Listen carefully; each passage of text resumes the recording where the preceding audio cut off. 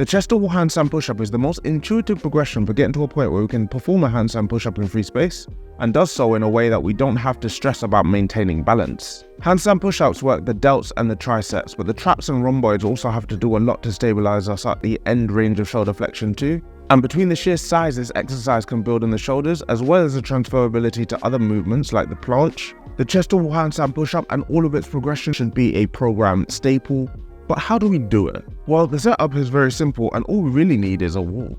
One that preferably offers very little grip, you'll see why in a second. We want to get into a chest to wall handstand but with our hands a little bit away from the wall. Like in the standard chest to wall handstand, we're looking for that straight line from hands to toes, pushing tall through the shoulders to achieve this posture. We also want to squeeze the glutes to ensure we hold full body tension. The first part of the movement is this slight planche forward, which does two things. First is that it allows our base of support to remain under our center of mass throughout the movement.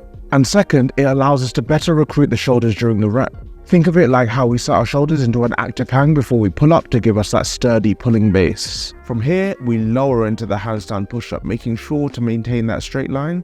And at that bottom position, we're looking to get the head and both the hands to form this tripod shape, with the head slightly ahead of the hands.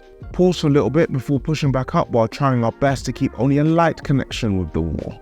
And this is the point where having a slippery wall, if possible, starts to add a little bit of value. Having a slippery wall while wearing socks will allow us to keep the toes pointed while we slide up and down the wall without having to resort to walking up the wall. But it's not the end of the world if you don't have this. As we push up, we want to avoid three things. Flaring the elbows, the cardinal sin in calisthenics pushing movements. Flaring the elbows will just make this movement less efficient. And that is the last thing we want to do when we're already dealing with a difficult exercise. We also need to ensure that our elbows remain stacked over the hands. This will also improve the efficiency of the movement, but more so if it ever comes to progressing handstand push-ups to free space handstand push-ups, if that's an aspiration of yours. If we allow the elbows to lean back, this will lead to us falling out with a handstand. And the third thing that we really need to be conscious of, particularly as we're pushing back up, is avoiding this arch in the spine. Chest to wall handstand push-ups are a real challenge on the shoulders, and so our bodies will try to bend so that we can recruit the chest a little bit more. This is a bad habit that we really should be drilling out of ourselves, so make sure that you film yourself to make sure that you're not doing this.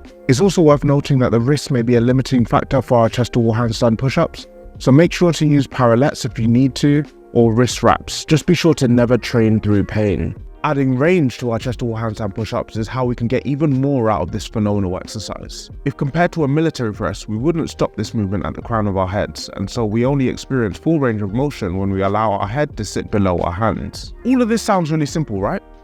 No? Well, what should we do if the chest to wall handstand push-up is still a little bit beyond our reach? Well, there are various ways that we can progress towards the chest to wall handstand push-up, but it's slightly more complicated than just saying do 10 pike push-ups or a couple of Z presses. So if you want to understand the detail of exactly how you can make that step up towards this fantastic exercise and make it more manageable, then check out this video right here.